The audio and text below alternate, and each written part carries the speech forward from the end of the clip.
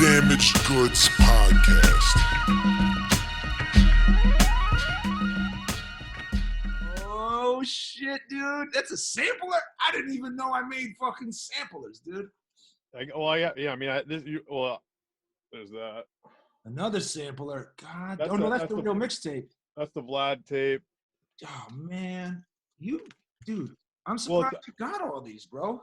Dude, I have every single one. Are you serious? Yo, dude, you just made my fucking day. Every, Prone, Specs, Amadeus, Dude, you name it. put the biggest smile on my face. That's insane, bro. And this is like this one, the first one, The Arrival, is Yeah. that's the one I actually bought from you at a show before I knew you. Oh, man, dude, you just gave me an emotional boner, bro. I feel good inside, dog. Yeah, man. Because you know what's ill? You're a fan still. Not just of my shit, but of music. And, Yeah, and I'm gonna liquidate some of like the commercial, like the national, big rap and stuff, MIDI or Dipset, because it's my uncle's a big eBayer, and he's like, don't think anybody's gonna give a shit about your stuff forever. You know what I mean? If the shit's hot now, ditch it now. You know what I mean? You get stuck with it. not only a writer, a savvy. My local stuff, I keep. I keep anything that's not definitely going to be available and stuff like that. Listeners, if you can't see, you got to listen with your eyes or see with your ears. This man is holding up compact discs, CDs, things that most people don't have anymore. Because this man isn't just a fucking ill-ass writer and author and editor of Big Boston. This man, Chris Faraone, is a fucking supporter and a fan of Jake the Snake and just showing me all my old CDs. And we're recording, by the way, Chris. So Cool. But damn, thank you, man. That made me fucking smile, dude. Oh, I got it all. I got the issues. I tell her, I got all the old issues. I remember the first Greater Good feature, like all you guys. Yeah. Shot in front of the house, probably, right? Yeah, I have all the stuff that you did for me too. I have them all in this house right now. Actually, I keep all that shit, dude. So quick backstory: Chris is the editor of Dig Boston, and he's an author. He's wrote a gang of great books, which you should get, which I have on a bookshelf. And he's a writer. We met because when Chris was doing journalism. Right? Can I call it that? Music journalism, hip hop journalism? Yeah, absolutely. Chris ended up writing stories about me or articles about my artistry or my groups, and that's how we kind of became cool and friends and shit. And it's awesome. Yeah. Yeah, man. That was definitely. I remember I always had a lot of respect for cats like you who were really just really doing it. You would get off the stage immediately and start selling CDs through the crowd. Gotta hustle. That's what you gotta do. Like the eBay story. Like I knew they just saw me. They haven't gotten too drunk. There's there you not else up taking the spotlight. I better fucking slang some shirts and CDs. Yeah, I mean, and there are of course, that's at a show. There are of course those who are always slinging. I mean, God knows how much some people made over the years selling CDs in Downtown Crossing and stuff too. Dude, I never liked the approach of. Like, if it wasn't my show, right? I didn't want to be out there soliciting dudes. Like in Times Square, and I'm sure if you approached 1,000 people, you might have sold 20 mixtapes that day, and maybe you made $15 on each. So, yeah. It's like the same dude who, hollers at 10 girls at the bar, you'll get one. But that's not me. Remember the Discman? Remember dudes would have the Discman, though, and they put the headphones on you and stuff? I definitely have a lot of those are the CDs I'll never, not like anybody wants it, but those are the ones I'll never get rid of. You know what I mean? Like, the gross putting on the other headphones. So it was pre-earbuds. Imagine if it was earbuds, dude. Oh yeah, that's cool. That see, man, my mother, God bless her, she's a fucking sweet lady. She threw out some of my CDs, but my mixed tapes, my cassette tapes, dude. That's like for me. I collect records. I don't really have my CDs here. Most of them got tossed because of the same shit. But to lose my cassette tapes fucking ripped my guts out, dude. Yeah, I got. You mean ones you made, or you mean actual like Tony Touch tapes, doo-wop. Oh yeah. Made taping ERS as a kid, and I had tapes of what is it? Casey? No, what's the one that Stretch and Bob are on? I'm blanking out. I got tons. I got all the Clue tapes still. Because your mom's cool and didn't fucking throw them out. Oh, fuck, Kathleen. Yeah, man, that's Yeah, definitely. Yeah, my mom definitely was a hoarder, and I'm glad I have all this stuff. I have like, still tons of magazines and everything. So, I keep what I keep, but I definitely got to liquidate some of the stuff. Like I always wondered, because I haven't talked to you. I mean, we've probably talked briefly over the last so many years. When I met you, Chris, when I met you, writing about music, writing about hip hop, and then, veering into, are you always a smart dude, veering into politics. And I mean, your first book, 99 Nights with the 99%, which was like, your first book wasn't a music book. And you would go write music books and more politics and shit before the dig even came. I was wondering, I was like, is Chris's passion for hip hop still as strong as it was when he was strictly just writing about music?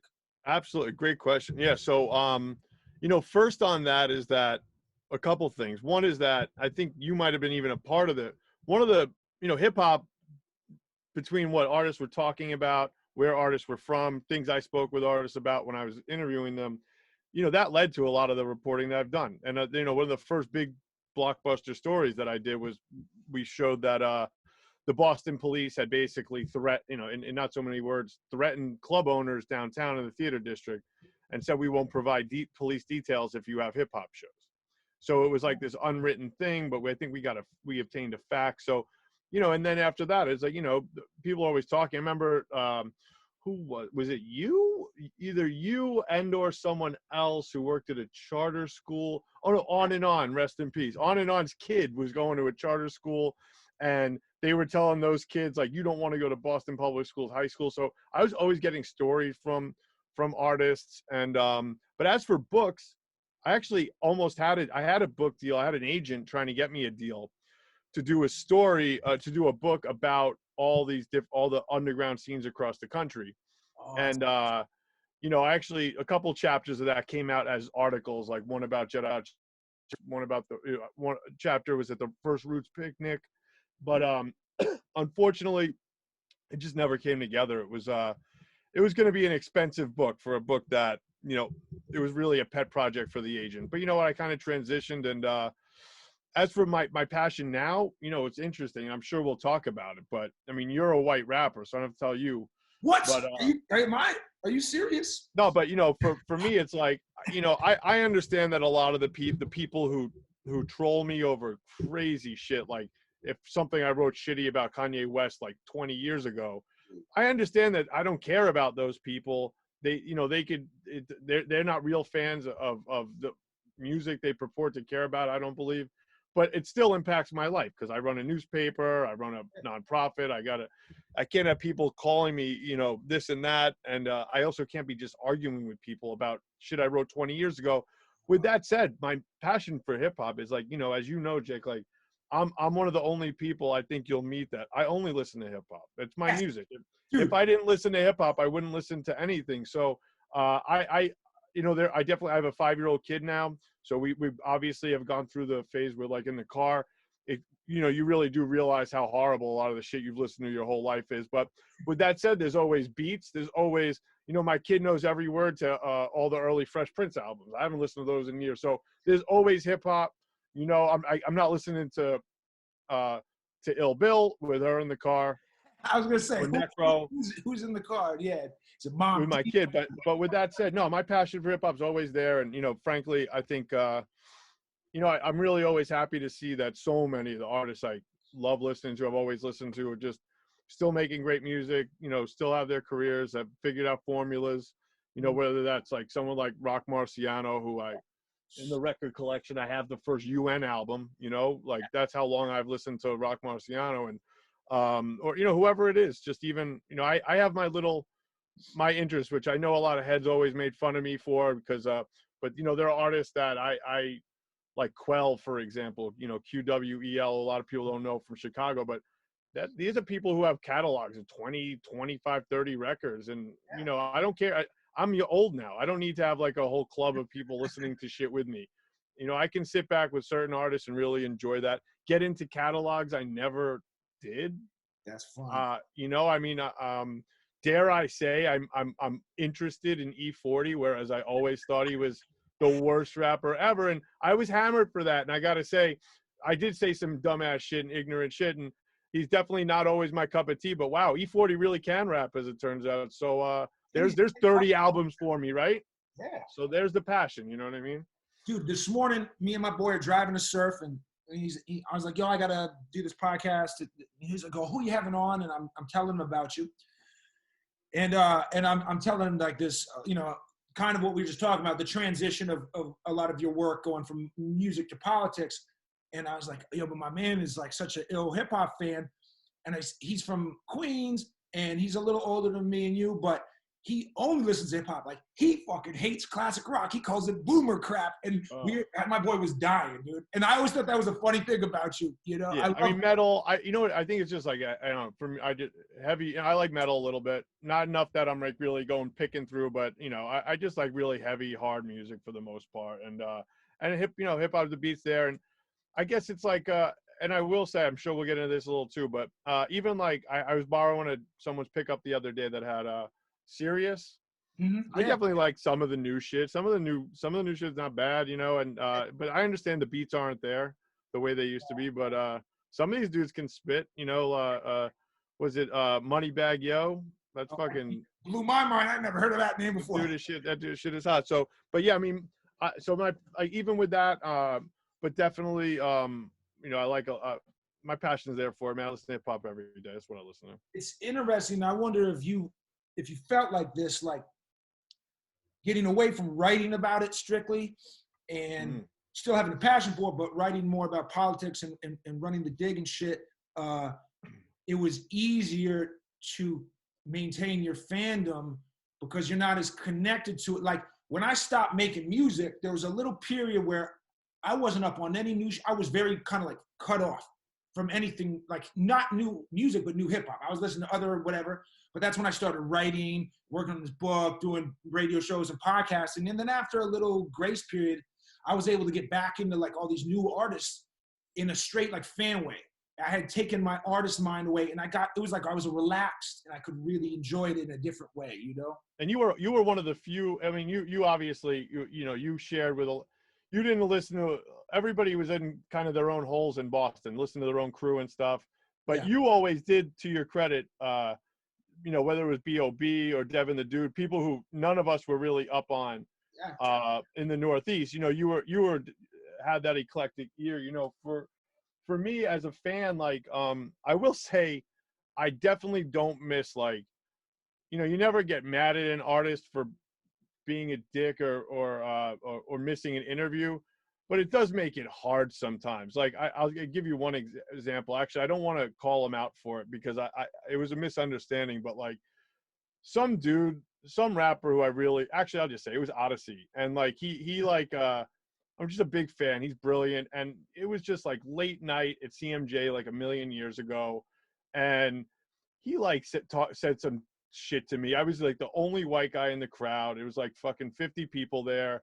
And he like tried to, like, I don't know. It was whatever it was. It didn't go over well. And it was cool. And I couldn't listen to his fucking music for like 2 years. I'm just like, it's a stubbornness. You know what I mean? And then, you know, and then it goes, I don't even remember what the hell happened. It was so long ago. I think I wrote a column about it. But my point is, like, I don't miss like not having any of that shit wrapped up in it. You know what I mean? But personal attachments kind of exactly, yeah. And also like Wu-Tang, you know. Yeah. I did. Oh, by the way, that was my other answer to the question before, is with books, is like, you know, I've done like 6 or 7 books with Wu-Tang members. You know, they're the liner notes. What other ones have you done? Well, the first one I did was with ODB's family. That's kind of like a hodgepodge of just different quotes and everything. Then the first ones we started doing with interviews, I did the Liquid Swords one. That was like really. Oh, you know what? I actually meant to get that one because I love incredible. And then let me get them over here. I did Iron Man with Ghost after that, and then of course the Only Built. You can see him actually over there. Yeah. Only Built for Cuban Links. Oh wow, yeah. Up there. Oh, and then I did the let me go grab one actually. Yeah, grab them, dude. I love that. For those who can't see this and you're just listening, Chris's studio office thing is everything you'd expect from a wild writer, journalist, editor, dude. It's just posters and stickers and records and CDs on the walls and things related to journalism and writing and he's got the desk and the lights. It looks like a dungeon of creativity. I like it. So that's exactly. And then, so this is the one I did with RZA. This is like the real. That's a huge ass book, bro. Well, this is the book. So it comes with all the CD singles. Oh no, I'm sorry. That's the Protect Your Neck single. And then the other ones, and he signed that. Dude. And then, so it's a book and like a book, like a log book laid out by Alfredo, by the way, Rico Demas, peace to Alfredo. Wow, dude. Jamaica Plain, right? And then that's sick, bro. Yeah, what is all that? That looks like those Taschen Art Company books, like really fucking. Yeah, this thing is insane. And then all the records are in here. Oh, what? So there's like little 45s? Yeah. Jesus. So when you do a book like that, are you working in conjunction with and you're talking about the solo albums were on different labels. It wasn't all loud and shit. So how are you? Yeah, but for this licensing, it all goes through Get On Down where you used to work. So. Oh, okay. So they put it together. They basically get all the parties together. You know, they've done with a lot. Not everything I've done is through them. I did one with Nas just directly through Atlantic for the I did the liner notes for not the Lost Tapes. It was for the Universal years. It was just like a box set. I think it was mostly international. I got a couple. So I did the Wu-Tang, and then the one I'll say that, you know, Wu-Tang fans should lose their mind over this is that I did another one. There is a Supreme Clientele book that has never come out. I need the advanced copy. I'll send you the text. I mean, it is, and it's incredible. And I shouldn't say any more because I don't know it had to do with the presentation. I don't know what happened. I think it should come out. And it's funny because, like, you know, this whole NFT thing, it's not like I have people think I have Ghostface's like phone number. Even when I was working with him, you know, it's like you call his friend and he says, wait here for 45 minutes. And I mean, Ghost is Ghost. Nothing is an act. That's basically how he is. So, because it's true. Yeah, I mean, with Wu-Tang, it never hurt my feelings. It's Wu-Tang. It's kind of like you're like getting to talk to, you know, God. So, but with, you know, oh, and I want to show one other thing. I know this is an audio podcast mostly, but no, the videos go up too. Don't worry. So this is like my pride and joy. This is a one-of-a-kind piece, and it's from the Raekwon book, for the Only Built for Cuban Links book. That, you know, a lot of interviews. It was really deep, and it's fun. It's interesting. I see Raekwon just put a book out. I can't wait to read it. Too. And I never spoke to them while they were doing it, but if it's more layered than what we did, I can't even imagine because there's so much detail. But one thing I did, kind of like part of the bells and whistles, is I took every food reference on the entire album. Oh, that's so dope, dude. It looks like a menu, dude. That's so clever. So now there is like an excerpt from it, like some of this layout in the book, but this is an actual, just one of a kind. You'll see it doesn't even exist. This is like nothing out of 100. Oh yeah. This was never made. Only one was made. This one for a promo video that Ray did. Oh.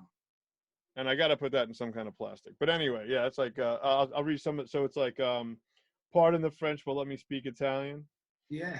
Caesar's Palace salad with lump meat, mess hall flip cakes, the cheese line. And it's all like, so this is, this section here is out-of-state cakes, butter almond, blue raspberry, 100-pound snakes cake, Chips Ahoy with a big red cherry on top, best product on the block.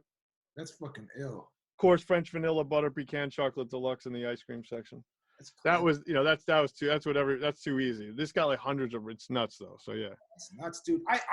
That Supreme Clientele book sounds ill to me because that, out of all the Wu-Tang albums, is a very special one. And I've always thought it was very significant because I know Iron Man's a dope album. We all love it.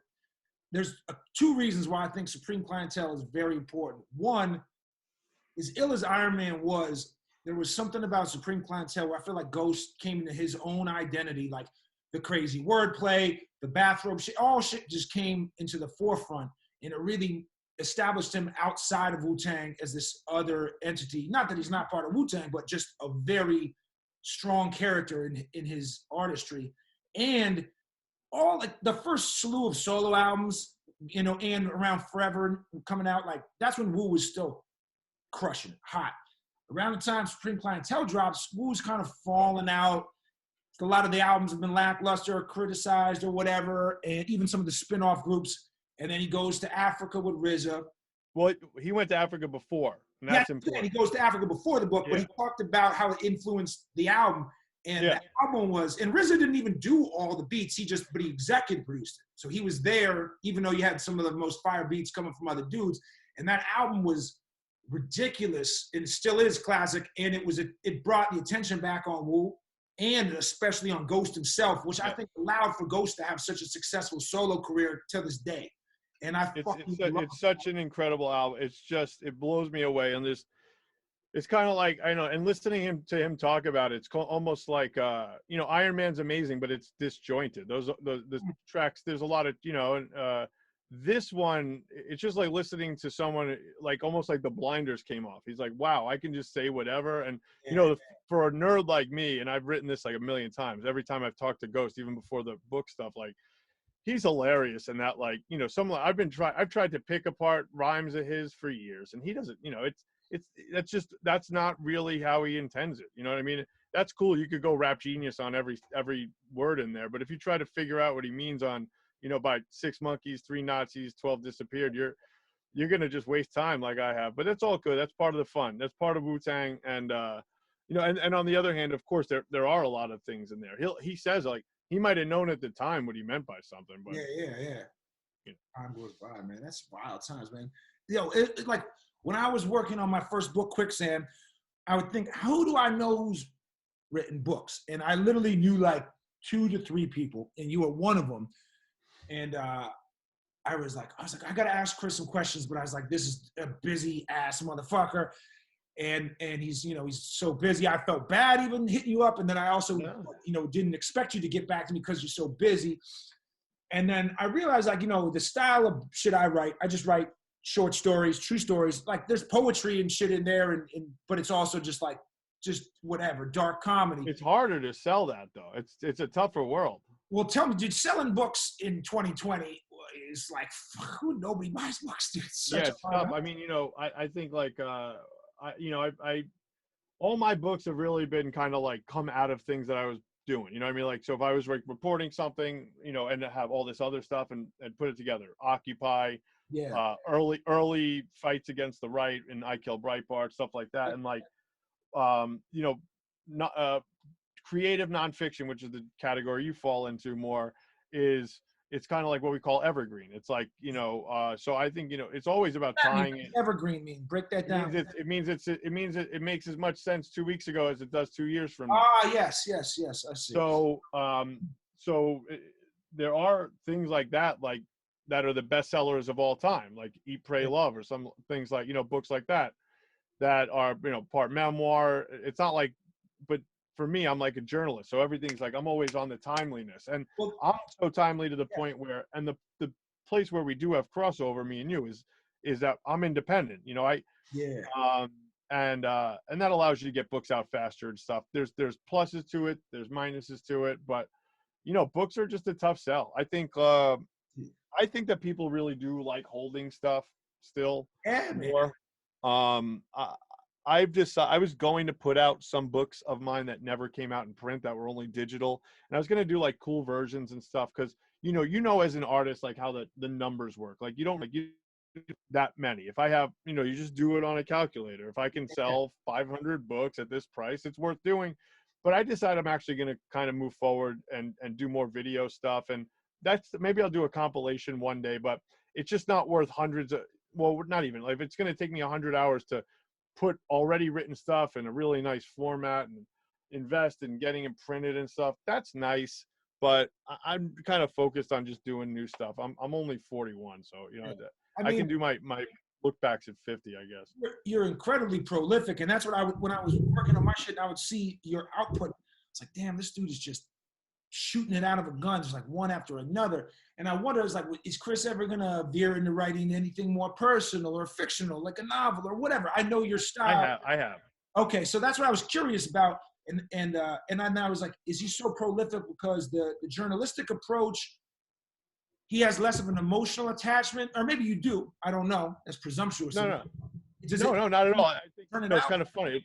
I tell journalism students that there's no such thing as writer's block in journalism. You just haven't done enough interviews.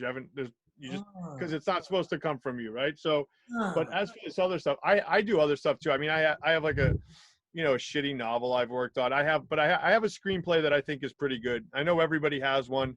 This one is based on my first book. It's based on 99 Nights, but it's it's fictional. It's one of those things where I wrote it. We all know a couple people were connected. I have it with one person right now.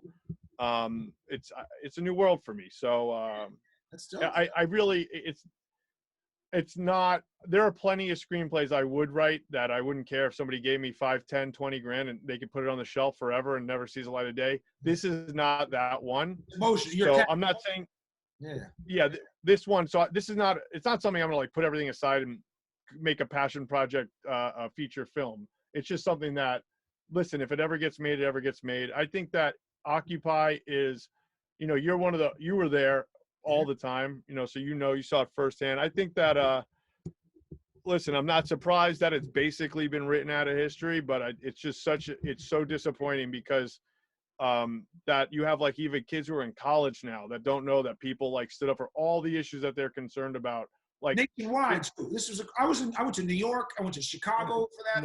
It's recent to me. It's 2000. It's only this year is the. Oh no, what am I? It's 2011. No, it's 10 this year. Oh, okay, yeah. Which is nuts to even think about, right? Yeah, September is going to be the 10th. The 10th Occupy. Shit, man. Which is wild. So there's a good example right there. Where maybe there'll be some interest, but I think it's important, and we all live in the aftermath of Occupy, and ways people don't all realize. But so that's basically what that's about. But yeah, I definitely I love all kinds of writing, except for like writing about shit I don't want to write about. I'd rather work in a kitchen. There are a lot of writers who I know, props to them. That's how they support it. They have like a job. Well, yeah, they work at they do medical writing or whatever, and then they do freelancing for the stuff they like. Yeah. But for me, I don't like writing, the act of writing that much. I'd rather fucking grow weed or make work in a kitchen. Yeah, man.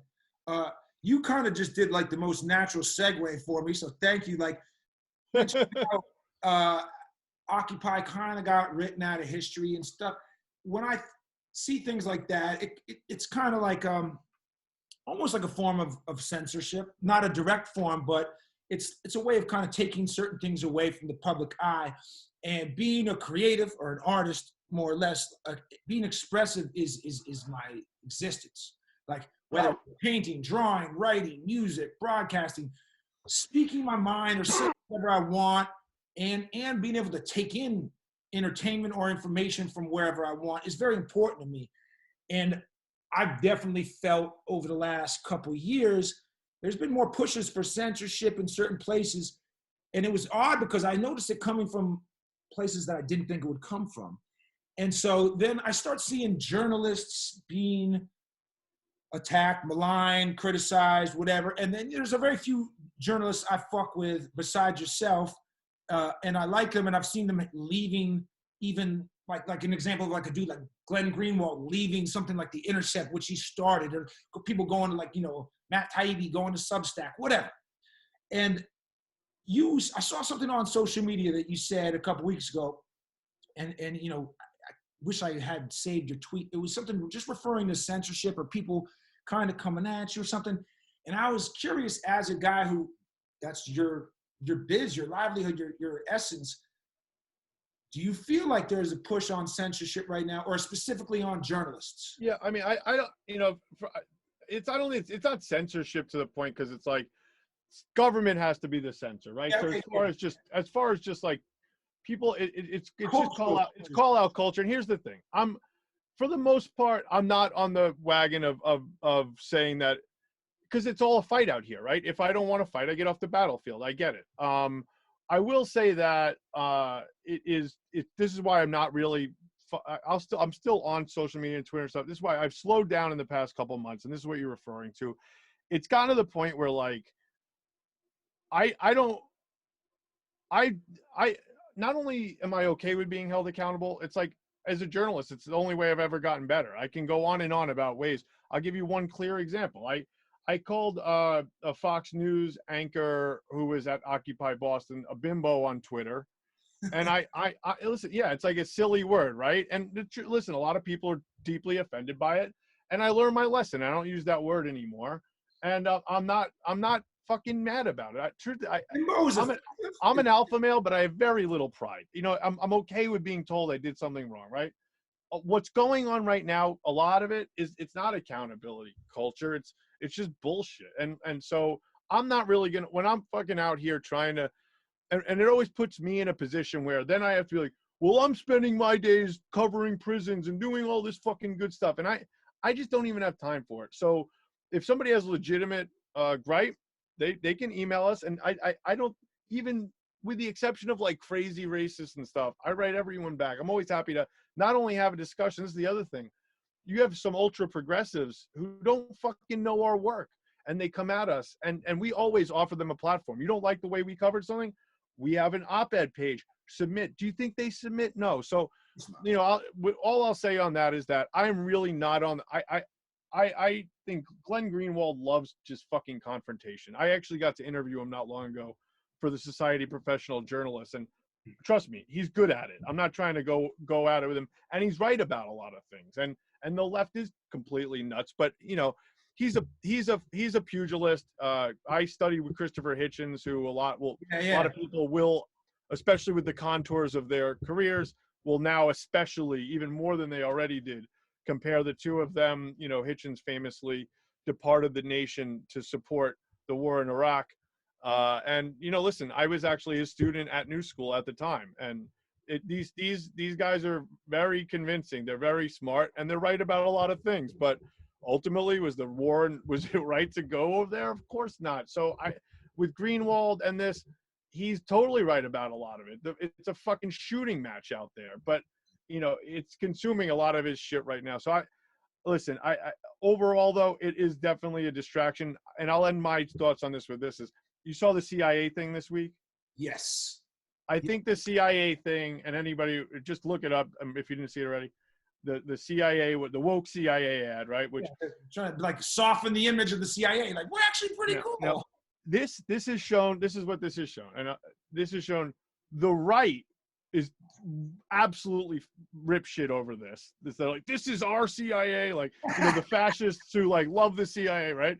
This horrible fucking organization. So they hate it. Okay, the wokes hate it, of course.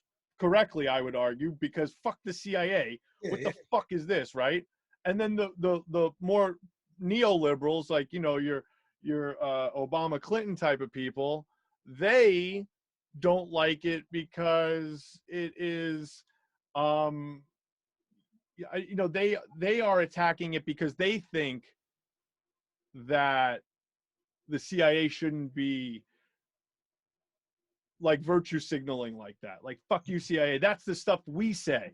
Yeah. We say things like diversity and all this. We use all this alphabet soup bullshit, right?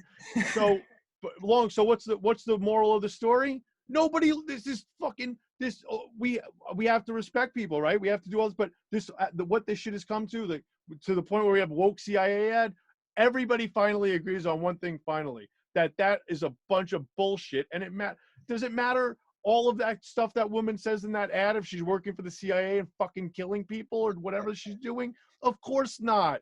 But that's what we're all saying. That's what Greenwald, I think, is trying to say in a way. Certainly what I've tried to espouse.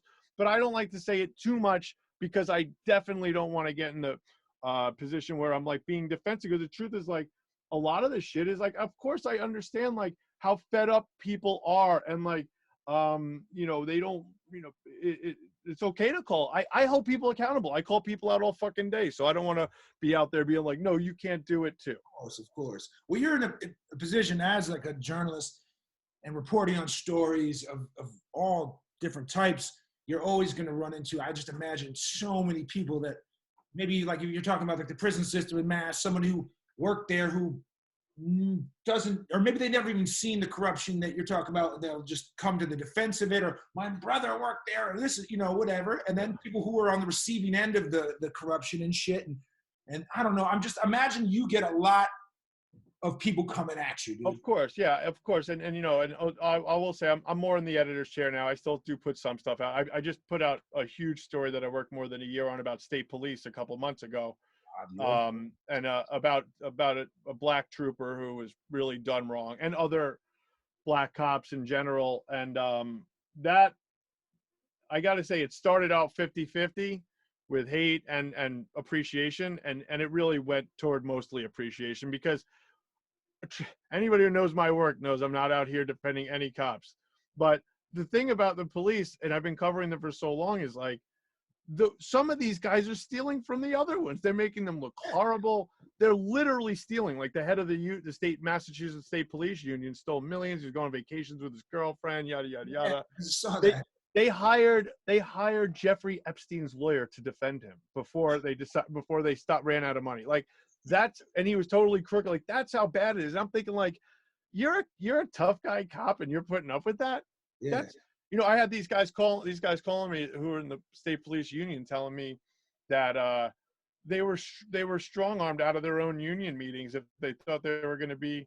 And I'm like, guess what? That's not a union then. Like, so I think I've always taken, and not just in the gay versus straight versus regular, but I've always taken on like this idea of like, who's like the He-Man, who are the brave people around, because that cop, when he's at the gym with his he's all tough, I don't want to go up against him in a game of 3-on-3 either, because if he had a bad week at work, he's gonna break my nose. But that doesn't mean he's tougher than me, dude. He could beat my. I am tougher than that fuck any day, because I'll get back up and he'll just go move to the suburbs like a fucking bitch. I love it, man. One thing I love about like writers in general, but like a writer like yourself, is I feel like people who do what you do have a passion. I mean, I'm passionate about writing the authors I like, but you're passionate about these different issues and things about life. And I don't know, man, it's just, I just started I know this is a weird time in my life. I just, for the first time, started reading like Hunter S. Thompson. I always like knew who he was and respect. What books are you gonna go? I just read Hell's Angels, and Hell's Angels is the best. Is my favorite. So it's all downhill from there. Is that what you're saying? No, it's not that. You know what it is? I like Hell's Angels, not for a reason like not just to compare to his other books, but because as a journalist, he doesn't. Everybody loves the crazy things about Thompson and the drugs and everything.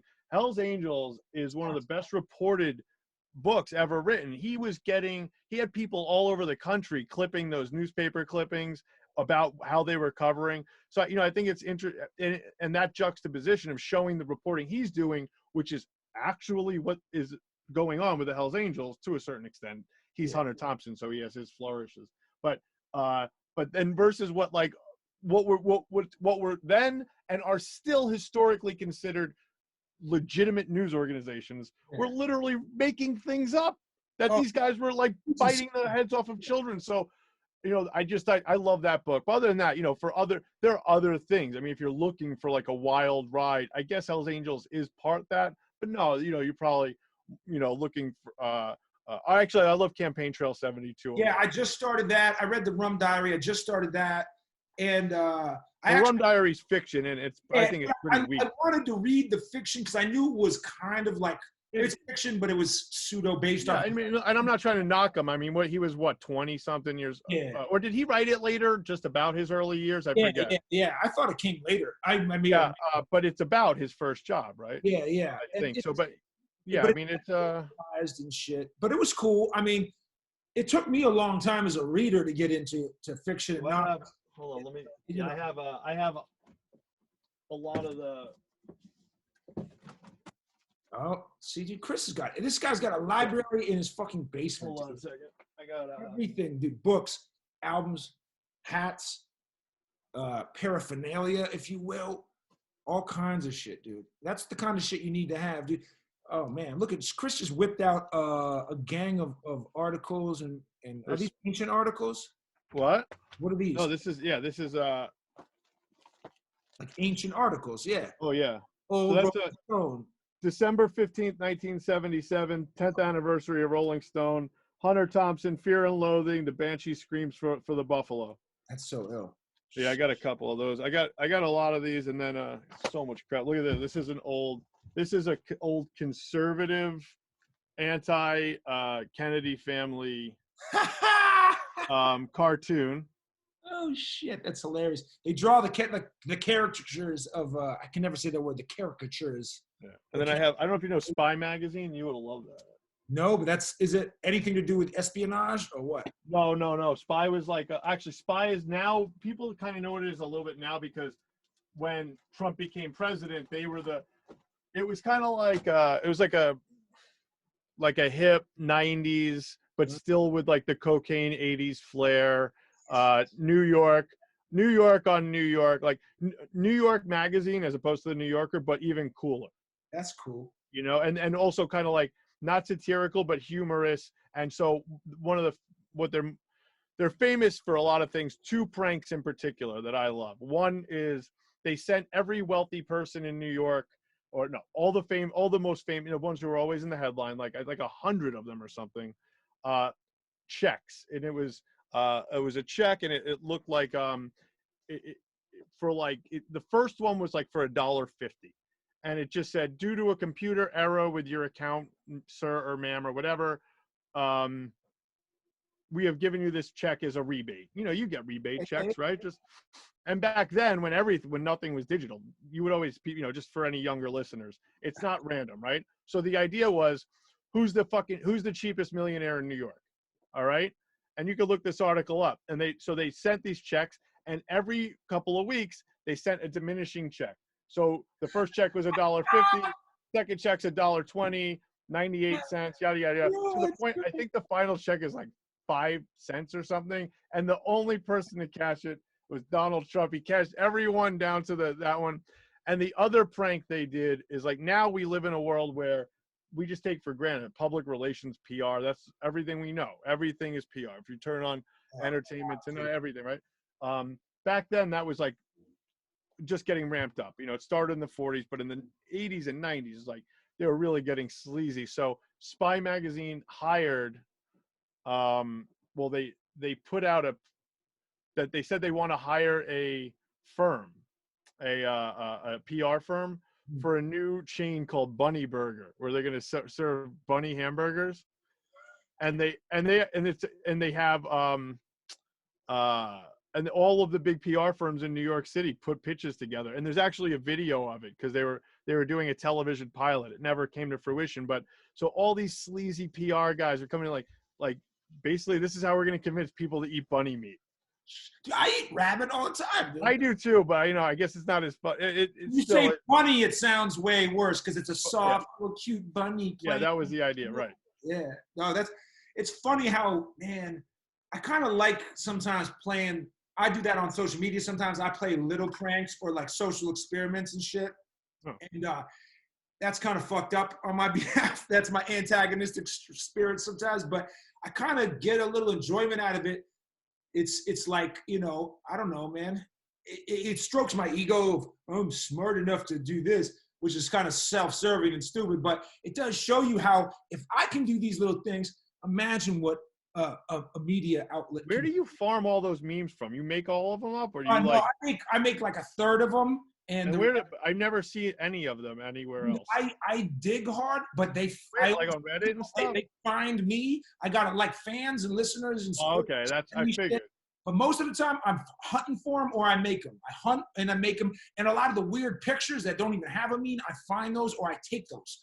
Okay. So that's what I figured, that a lot of them were kind of like hybrids, like Yeah. No, I definitely find more than I make, but I like to make them. And then the weird pictures, man, I just want to walk out and about or travel the world. I see weird shit. Maybe someone else walked right by it, but they didn't see it because it's weird, but it's funny to me. or something. And Danielle's always bringing them over to me. got it. And I use all that shit really just to push like the books and the podcasts and the radio shows. Dude, that's what it's all about. And I'll tell you, here's a little. I mean, since you're not dealing with a lot of like data and stuff, but like it doesn't have to be data driven always. But I'll tell you what people really like and it helps is infographics. I don't even know what the fuck that is. Like an information laid out in a Like a chart, a graph, if you will. Yeah, but a cool one. So for you, it would be like, hold on, I'll show you. Like a funny one. Like, yeah, you're using words above my pay grade, dude. No, just imagine your life story laid out in a quick here. Oh, I need to do that. I need to Something like this. Ready? Look. Yeah, see? How Jake spends his time. Oh, just see who makes those. I need to learn how to make that. Well, you could go on Fiverr and pay someone $10 to do that. Oh, well, now I'm going to do that. So yeah, those are the things that like I think those kill people and people spend time on them. They click. So. Oh yeah, see, I need to do that, dude. Whoa. So if you are not watching, you're just listening. My man Chris has some tattoos on his knuckles, and I haven't been able to make it out. Oh, so it says binge, which is if you will, Boston Institute for Nonprofit Journalism. I didn't know what it was. I thought it was a DITC tattoo. Just the letters. I couldn't see it. I thought it was a dig in the. I do love me some DITC. I do so much that I will not watch the fake Big L documentary. Wait! I thought there was a real one coming out. And that's another one I did, by the way. So is the fake one out? I think. Then what makes it fake? Just that it's not a good documentary, or it's not authorized by the family. Talk to any of the finesse or anybody. So who do they talk to? No, they didn't talk to me either. So here's one. See, Chris is showing this Big L book. This is a book that you did on Big L? Yeah. Oh man. Dude, you've gotten to do so much dope shit, dude. Yeah, and this is an interesting one. I talked to I think oh, look at that. That's cool. We found the original press release. Is that the lifestyle? Oh wow. Yeah. It's so weird the way when Big L came out and he didn't splash as big as I thought. I think a lot of people thought he was going to splash, although I love the album. I love it. You love it. And I always wondered if Big L got signed to Rockefeller like the rumors were, right? And he didn't get murdered. What would it have been like if he came out on Rockefeller, dude, and dropped like the Flamboyant album on Rockefeller? Yeah, and he was willing to, not like I'm saying he was willing to sell out, but he was willing to do those songs. And even if you listen to the first album, which, it's like basically 2 albums. There are the songs that he had recorded, and then there are the songs. I think people now will be harsh about that. They really don't understand the pressure and how it worked. But I think he was leaning into it, and who knows? I mean, who the hell knows? Hip hop is so crazy like that. I listen to, like I said, I still listen to everything in a vacuum. As you think about, like, I'm sure people are doing things. I try to follow people's careers. Like one person I want to check up on. Like, I don't know what Nature's been up to. Fuck has Nature been? Haven't heard the name. There are so many gods of hip hop. People who are so nice with it. And then the other thing of that is like, I'm not into top 10 talk as much as like, there are artists though who are just always forgotten from those conversations, and and it's just like whether it's Tretch or just who and more that they're litmus tests, and like this is unprovoked, you didn't even ask, but I guess I just segued to it. It's like basically like I don't mind, like it's you can't have some of these lists. People are always debating over it now, but for me it's like it's still kind of a solo. I guess what you said before. I'm not writing about it always now, so I can really enjoy it a lot more. It's a me thing. I certainly have my lists always in development. Of course, I'm sure. And like you're an opinionated dude with certain things, and that's not a knock. Like I mean, I guess we all are to a degree, but especially like in your writing and stuff, whether it's political or music based and stuff like that. But I think that's what makes a journalist ill, is like they are kind of opinionated. Like people say, unbiased journalism. No. That doesn't exist really, right? No, not even close. It's interesting. My favorite quotes on that actually don't even come from a journalist. They come from Howard Zinn, who of all the people I've been around, actually, it was actually Victor who put me on to Howard Zinn, because I remember went out to visit Audible Mainframe in California. They had a copy of A People's History of the United States next to the toilet. You never And read it before, or what? had you not read the book? I had read parts for for things in school. I had never actually done it, and even till this day, I have like as a reference. But I listen. What I did was after Victor was like basically like you have to go through front to back. I did the audio, and that was really. I think his son read it. I think his son reads the audio, and it's really, and it just. I was teaching at Salem State. I had like 45 minutes each way. And I really absorbed the hell out of it. Anyway, he's got the best stuff on. It's subjective. Every decision that a history writer or a journalist makes is subjective. So to pretend that I made this little decision. This is the decision to write about what I'm writing, and then I'm going to pretend that there's objectivity within that decision but I'm I got to be honest. I am glad to have been ahead of the curve on that. We saw with Donald Trump. Everything that people like me, reported, alternative journalists, whatever you want to call us, independent reporters, have always said, which is, if somebody's a motherfucker, it's gotta come out. Like, you're gonna waste all day pretending like half your time. It's so crazy. If I say to you, imagine spending if half of the sources for the past 4 years had been people who were supportive of Trump, even in places like the New York Times. You'd laugh your ass off. Of course not. That's crazy. That would have looked ridiculous. The guy was lying about everything. Well, that's kind of how I see the whole world. Like, that's how I don't really, I don't really call the police for comment on things that they're clearly wrong about. Do you think, or even if I do, it's not like they're calling back. I mean, Boston cop gets caught bragging about how he drove into protesters on his fucking another cop's I've seen that chest camera. Do I need to call the police so they can say blah, blah, blah, blah, blah, blah, blah? No, I don't fucking. This is what it is. So, long story short, now everyone kind of gets that a little bit because of Trump. He showed everybody, we don't always need to say the lie too. I think Keith Olbermann back in the day once said like, well, if there's one guy who's a scientist and says the moon is made of rock, and there's another guy who says the moon is made of blue cheese, do we have to have them both on to fucking shout it out at each other? Of course not. So I'm just basically like, I've never really bothered with that shit. My reporting's diligent. It really is. And I think I get, and not like I don't hold it up as some huge compliment, but I really do get people on the right. Not crazy people, but like, people who are way more conservative than me. People probably vote Republican.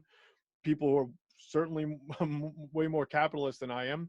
And that's a very fair story that you wrote. That's a good story, And honestly, I think it's interesting that, we're so gung ho on prison reporting. And I know that a lot of people think that people who are doing bids don't deserve to fucking live. I know you don't think that because you always held down your homies who are fucking locked up, and that's so important, and it makes me emotional because like I hate that to see down south that like finally, not everywhere, but in certain places like Arkansas, there's an agreement.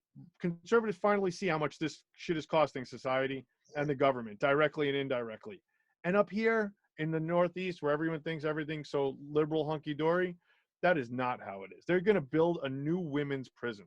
3,000 kids are born in captivity in this country every year. So, I'm just, and this didn't come out of nowhere. I say it because with prison reporting, it's a perfect example of the last thing I ever think is object. I don't fucking care about all sides of the story. How about the sides of the story of people who are locked up? Where's their side of the story? That's what we're trying to get. So sometimes I'm trying to balance out the larger narrative, you know what I mean? As opposed to like looking for this 50-50 in my own story. That's a good perspective that I probably, as a non-journalist, didn't take into account because, people do want, as a reader and as a person, citizen, whatever the fuck, civilian, you might want to expect impartial whatever when you're reading, but you're doing the duty of representing voices that are not heard and shit, and that's what you're supposed to do, especially when you're an independent writer, independent journalist going up against larger media outlets that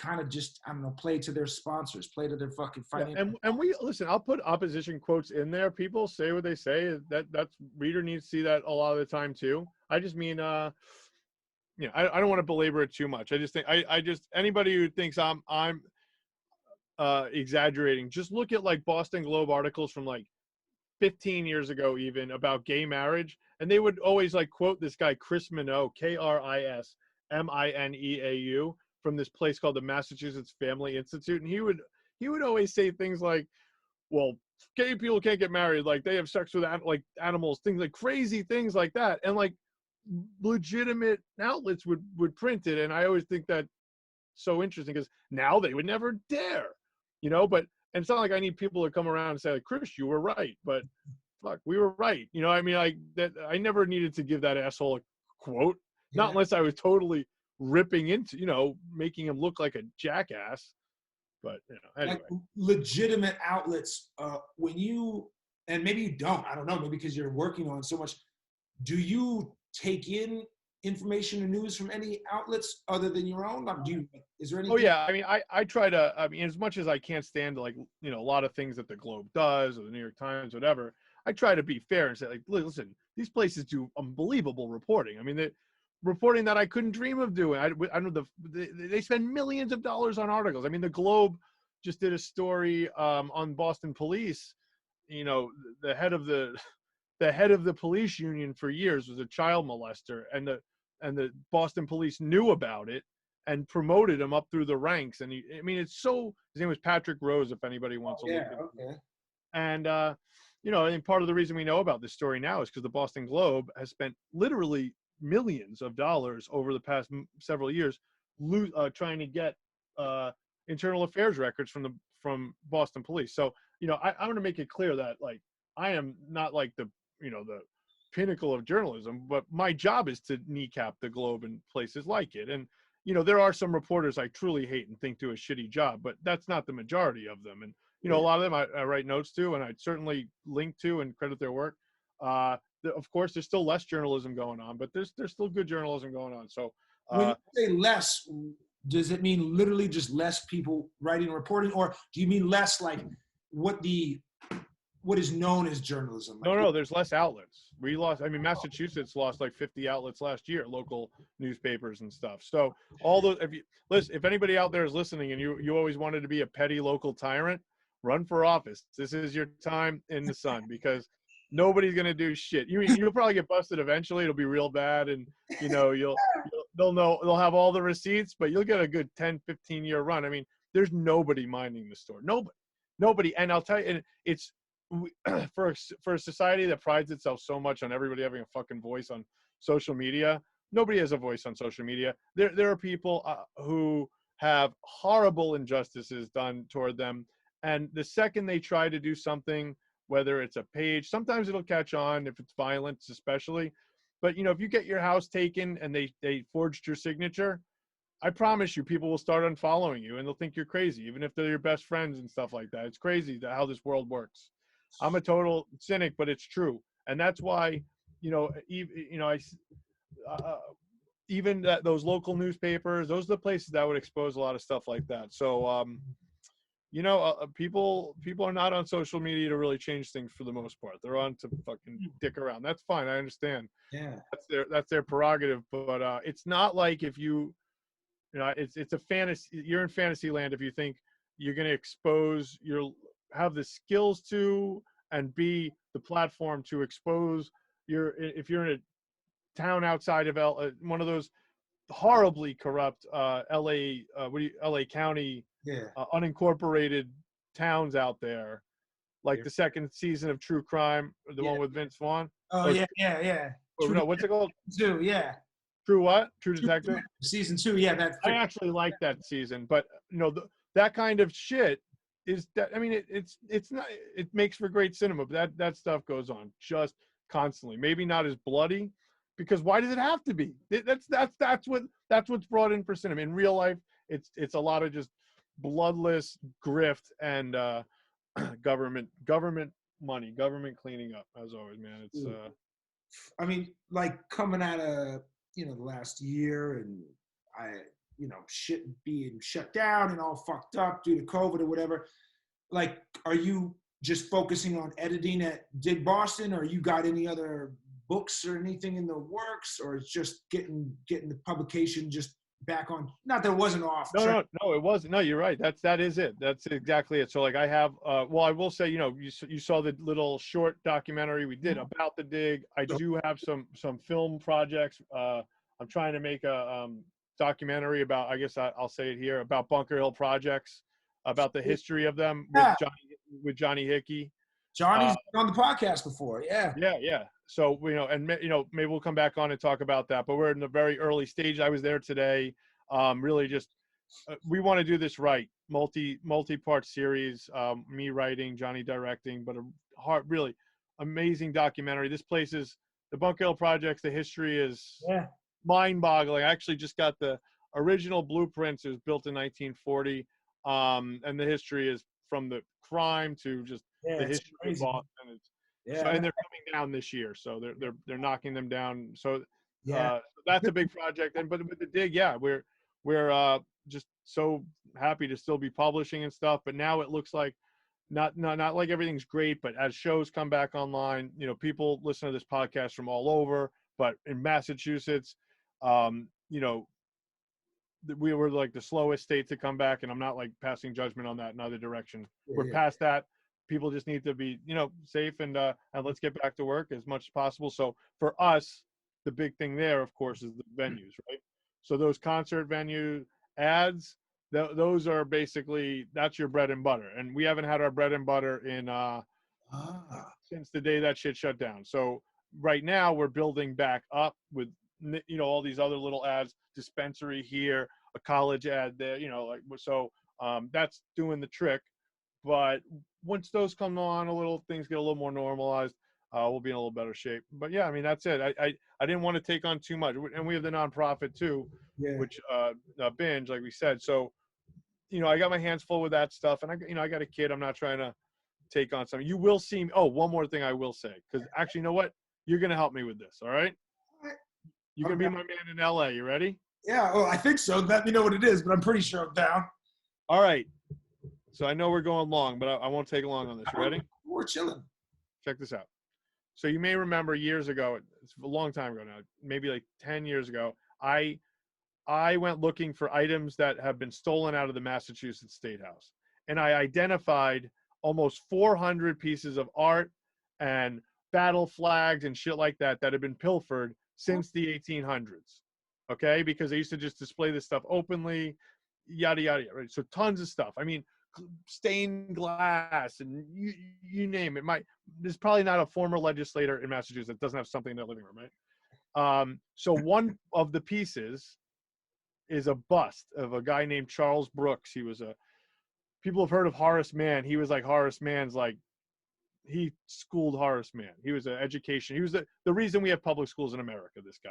And the bust was done by a guy named Thomas Crawford. Anyone who's ever been to the MFA knows when you walk in, Cerebus, that is the Thomas Crawford piece. They have two there. He did the piece that's on top of Congress, or several pieces in Washington D.C. He's the first American sculptor, basically. It's big guy, right? This fucking bust, I found it. It's in LACMA storage. Okay, that's weird. So it was stolen out of the State House in Massachusetts in the 80s. By some fuck whoever knows, right? Probably some, petty gangster at the time. I found that it was auctioned off on Beacon Hill. So the guy probably walked it down the street. That's hilarious. Oh no, I'm sorry, Dedham, I think. Dedham. Grogan auction house. So I put this article out. Deval Patrick's people were so pissed off at me. They like totally closed us off. They're definitely not going to help us get the bust. And meanwhile, I've never been able to get Charlie Baker to fucking do this to get this bust back, and I'm getting that bust. I was gonna come last year, but the pandemic happened, so I'm like, I'm excited. I'm in, dude. I'm in. It sounds like a Nicolas Cage movie. National. Well, the article just went viral again because the new Netflix documentary on the Gardner heist. Yeah. And I always say, listen, fine, go find your Gardner heist shit, but I have something that's there. I found something already. It's there. Can we just go get it? That's crazy. So, Yeah, so dude, I'm gonna make a short document. That's my next short documentary project. dude, I'm all in. I want to play Indiana Jones. This sounds like a fucking blast, dude. So that's, but that's not like this. That's hard. That's nothing like the scope. And Johnny and I are looking at working on another project too. So those are bigger things. The bus thing is like my little project on the side. So you can help me with that though. Dude, I would fucking be honored, bro. All right, cool. Faraone, music venues are open. They're not. I'm just saying they are. When they are. This is like a fantasy land. Yeah. You get to go to one show of an artist that's alive. Who's the first one you're going to? Oh my. Can't Like, be a guy. Got to be alive. Realistically? Yeah, realistically. Some of that might be, yeah. I would like to see. Well, it's such a nerdy answer, I guess, but Nerd out. What's a show that just I never stopped thinking about? I saw Wise Intelligent at the Middle East upstairs once. It was basically like 2 hours of nonstop. It was one of the best shows I've ever experienced in my life. As for what I like to see right now, I would love to see Danny Brown. I'd love to see what he's been up to. He's one of the best live performers, I think. And then, of course, my favorite rapper is Planet Asia. Yeah. And I gotta, I got to see him not long before the pandemic. I'd really love to see that. Props to I want to see that. I don't know, man. I want to give you a bigger vision. You only get one, so give me the biggest vision right now. It's more than a show, man. Oh God, a festival? I already gave you my show. I'd want to see Planet Asia with some of this new stuff because I've been listening a ton over but I want to, do you know what the hell is it called? Branson, Missouri is? I've heard of it. Do you know what it is though? No, it's not a town in Missouri. It is, but it's all entertainment. There's more theaters. There's more theater seats per square capita than New York City. It's all theaters. There's like 30 theaters, and it's all like people, like if it was hip hop, like Duck Down would have a theater, okay. and Yakov Smirnoff has the biggest theater in town, and he sells out 3 shows a day. My grandparents used to go to like 4 shows a day. They go to like a theater performance. They go see like Paul Anka. Anyway, imagine a town like that in the middle of the desert with all hip hop, and like you like see Joel Santana over like margaritas in the afternoon. Oh, that sounds great. And then there's like underground, basically, South by Southwest nonstop, all hip hop. Like it used to be, dude. Like it used to be. Back when you had the fucking RV and we were partying.